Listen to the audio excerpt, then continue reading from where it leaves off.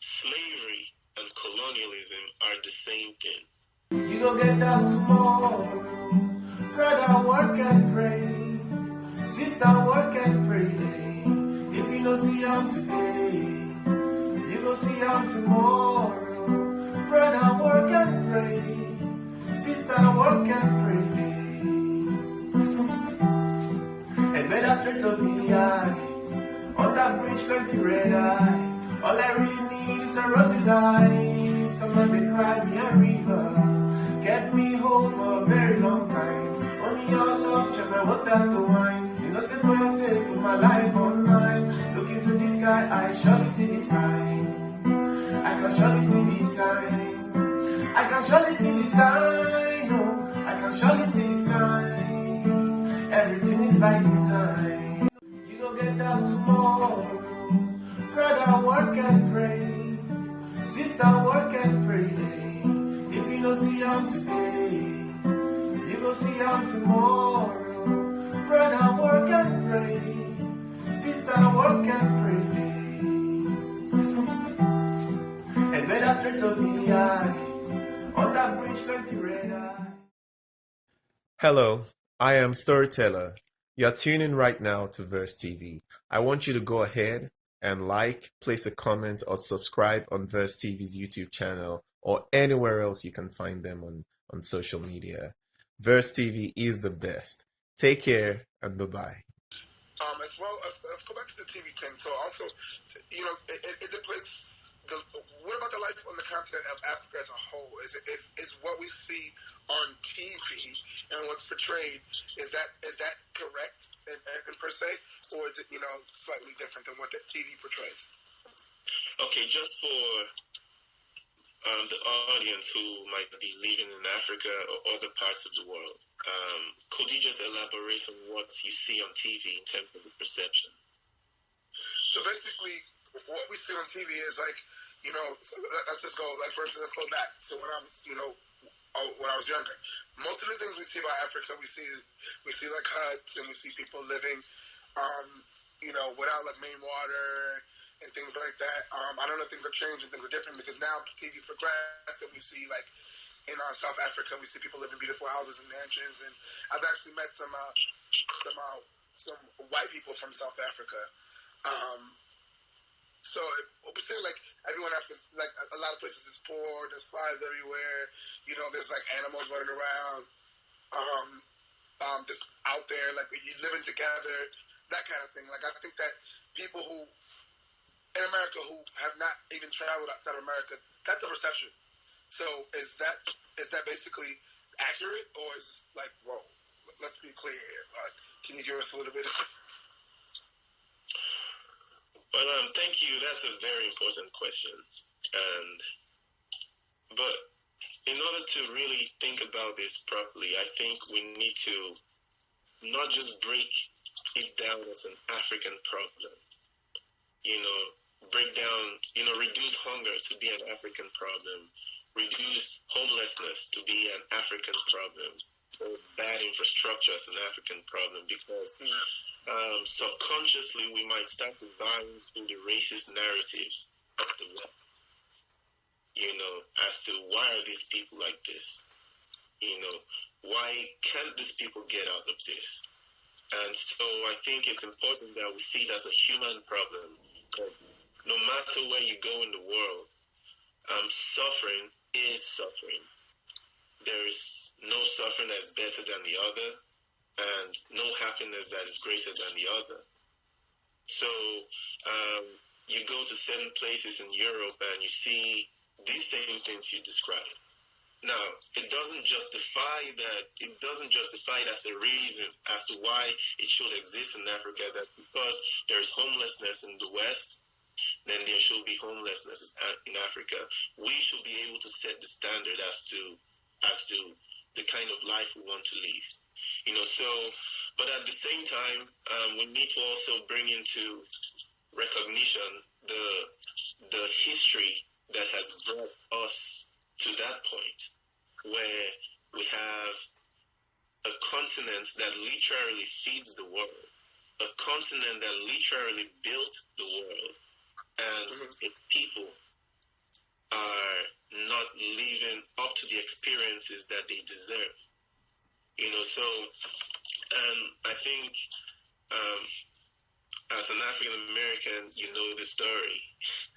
You know the story. So many a time, I think one big mistake that we Africans make, and also African Americans, is that we put our stories in watertight compartments as if they exist independently of the other. Slavery and colonialism are the same thing. So the difference here is that slavery is when you are colonized in a foreign land. So slavery is colonization in a foreign land, and colonization is slavery in your own land. So basically, it's the same thing. We're all enslaved. So the idea that African American or Africans believe that, oh no, we were not slaves. No, you were slaves in your own continent, and your brothers who were taken away were colonized in a foreign continent. So this is where I want us to see our experiences as the same, see ourselves as the same. The idea that Black people in the United States are called African Americans is an attempt to deceive you from who you are, so that you're an African American, so you're no longer African. But hey, you're still not an American because you still have that tag. So this is where I believe that we need to come together. So the American tag is necessary. It's necessary. So, but you need to know when to drop the American tag and become an African like your brothers, and also take back that tag when it is necessary to further the general Black cause around the world. So I think that's one of the steps we could take towards making Africa a superpower and making Africa be able to properly support its African children around the world. Wow. That was like, I'm going to have to rewind that and watch it again, because that was really good. You said that in a way that I think needed to be heard, and also expressed in a way that we can understand, because my next question was pretty much along the lines of asking you, what did you want Africans in the diaspora to think differently about beautiful Africa? You just pretty much gave me the whole answer right then and there. So I hope those of you who are listening really listened to what he said, because that was really deep and profound. But before we head out, can you please tell our audience where they can find you, social media, websites, anything on you, anything outside of your social security number, so they don't have to track you down? Tell them where to find you in case they want to look you up. Okay, you can find me on Instagram and Twitter, and also Facebook and YouTube. StoryTeller Tune. So StoryTeller, just StoryTeller, then Tune, Tune. So StoryTeller Tune. That's for Twitter, Facebook, YouTube, and Twitter. Yeah. Okay. So that's it. Looking forward to having you guys on. Yes, ladies and gentlemen, you heard it here first. StoryTeller in the building. StoryTeller Tune on all social media platforms. Just type it in Google, and it'll definitely pop up with all this information.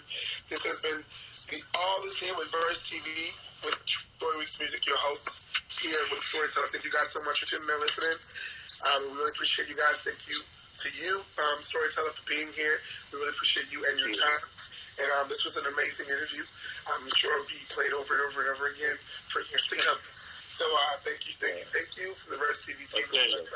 We appreciate you, and keep the positivity going. Keep spreading those awesome messages through your music.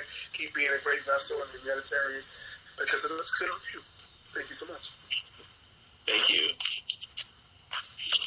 Dreams got bigger last year, it was tiny. I've been diffused, it don't jazz, it go sign me. I told mom it's gonna be alright. Star boy to a savage, they eye me. Stay woke, can't sleep all night. Hard rocks, fresh breeze. The free things in life are the best things. While if you sing for the girls, them. StoryTeller pass me the best trees. Mary J and I are the best friends. Me, I'm just microphone testing a suit.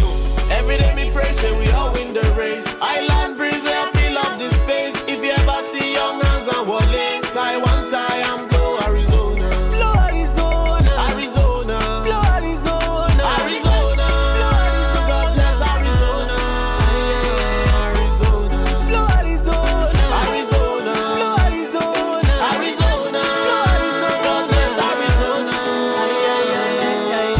Storyteller, give me good sound. Storyteller, give me good vibe. Hey. Storyteller, give them jam. Storyteller, give me good sound. Hey. Spiritual something now. Young hands dropping the vibe. Hey. Now we got a mad new jam. Storyteller, give them vibe. Hey.